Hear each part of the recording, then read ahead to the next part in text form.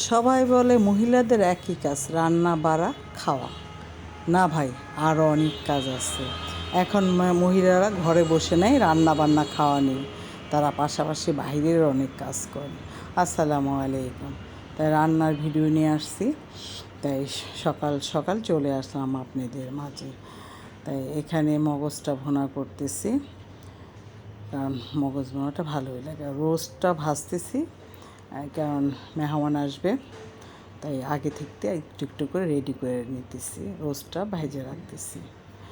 যাই হোক, এখন অন্য অন্য কিছু রান্না করব, সেগুলো আপনাদের সাথে থাকেন, শেয়ার করব।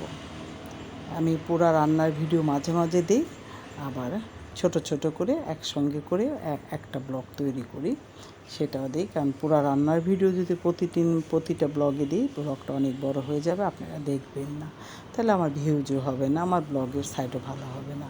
তাই এখানে আমি রান্না করতেছি নারিকেলের দুধ দিয়ে রুই মাছ। রোস্টগুলি ভাইজে রাখলাম, মেহমান আসবে, তাই এখন নারিকেলের দুধ দিয়ে রুই মাছটা রান্না করব। আমি মাঝে মাঝে নারিকেলের তরকারি রান্না করি, আপনি দিলে মাঝে মাঝেও পুরো রান্নাটা দেখায়। আজকে পুরো রান্নাটা দেখাবো না, যতটুকু দেখান দরকার ততটুকুই দেখাবো।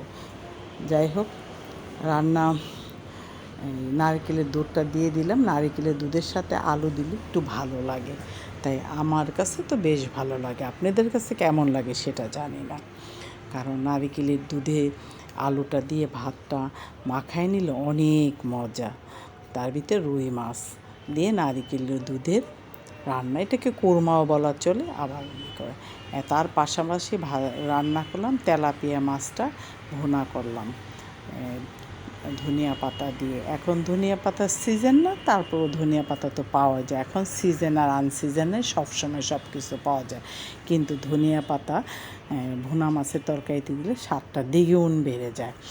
তাই ধনিয়া পাতা দিয়ে তেলাপিয়া মাছটা ভুনা করলাম। এখানে আমার নারিকেলের দুধের কোরমাটা মোটামুটি হয়ে গেছে, তাই এখন একটু পরে নামিয়ে ফেলবো, আর একটু পেঁয়াজ ব্রাউন দেবো। পেঁয়াজ ব্রাউন দিলে কোরমার স্বাদটা আলাদা রকম হয়, খাইতেও ভালো লাগে, ফ্লেভারটাও সুন্দর আসে।